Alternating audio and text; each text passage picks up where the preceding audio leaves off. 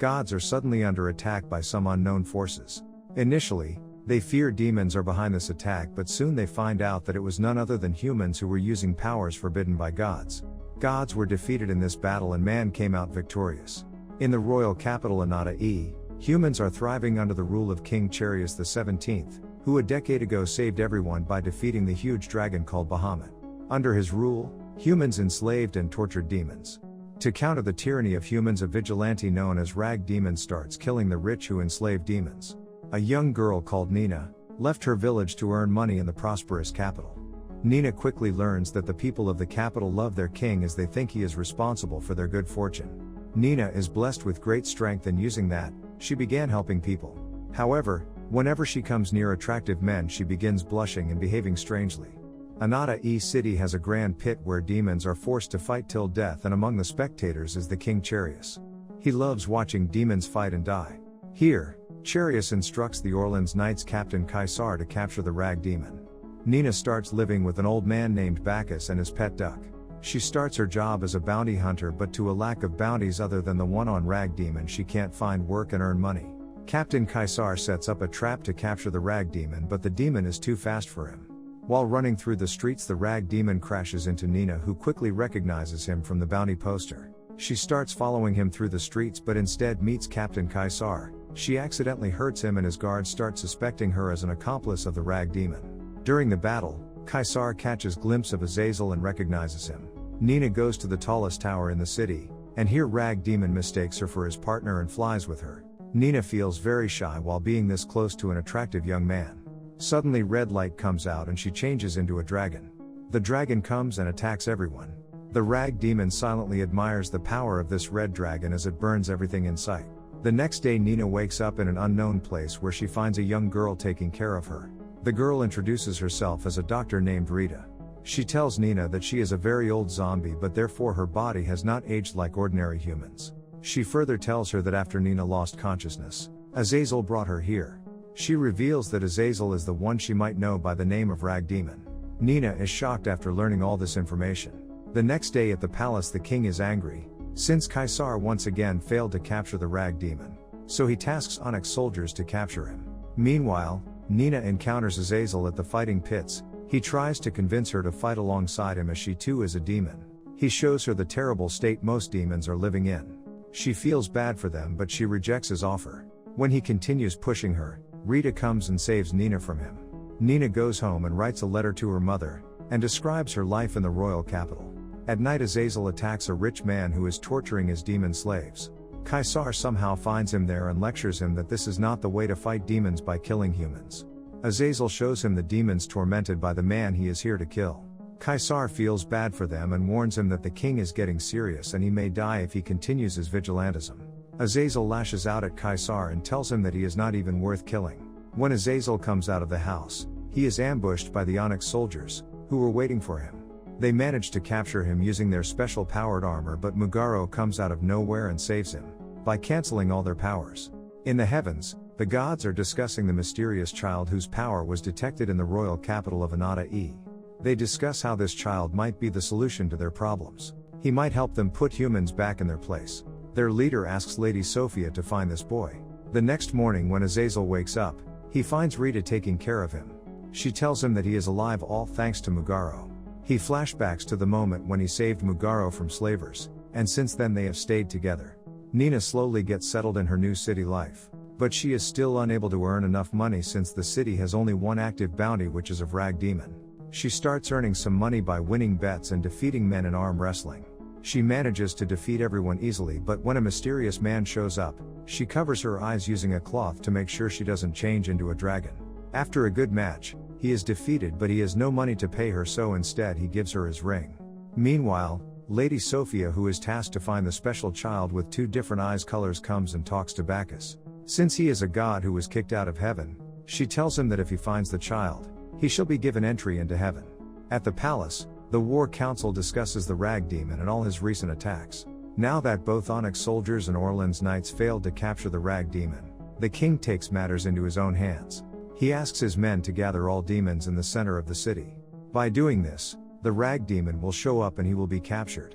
Captain Kaisar objects to this strategy. But King Charius pays no heed to his advice. Meanwhile, Nina tells the group how she arrived in Anata E. She shows them the bracelet that her teacher gave her. They all suspect her, but when she mentions her teacher's name, Favaro, they all get surprised. It appears they all know him.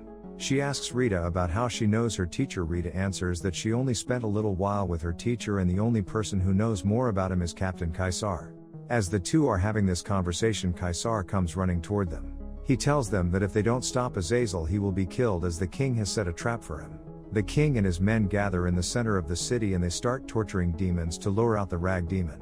Their strategy succeeds and he finally shows up standing on top of a building. The plan of King Charius succeeds as they manage to overpower Azazel when he attacks them. He puts up a fight, but in front of so many people, his defeat looks inevitable. In the battle against the royal forces, they are having an advantage of numbers and he is badly injured.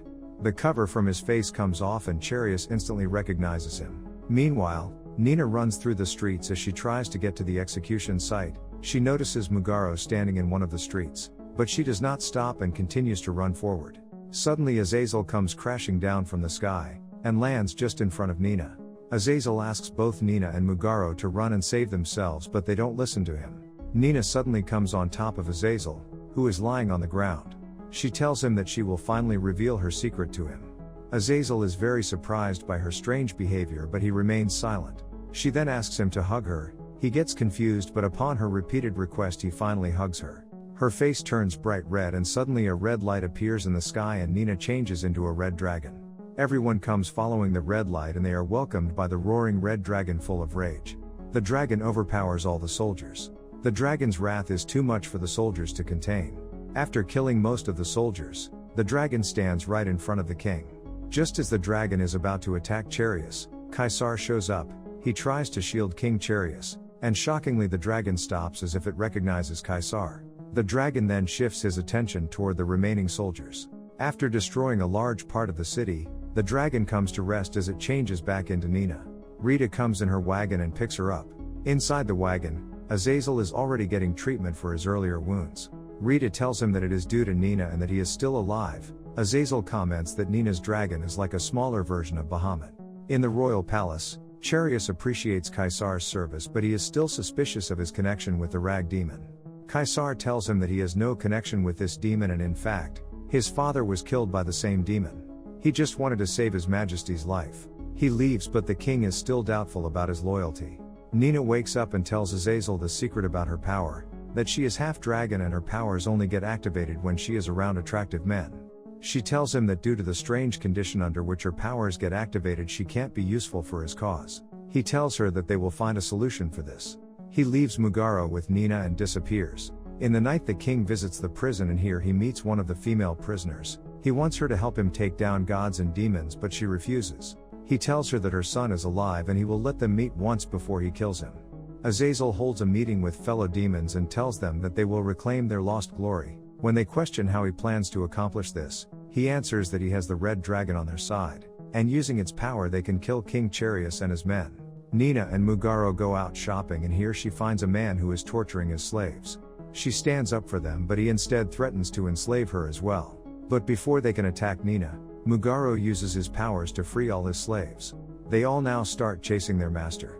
This power is detected by the gods who are searching for him, but before Sophia can arrive at their location, Nina and Mugaro leave. Meanwhile, the king's guards alert the king regarding the presence of gods in the royal capital. However, he instructs them to ignore them and instead focus on capturing the rag demon.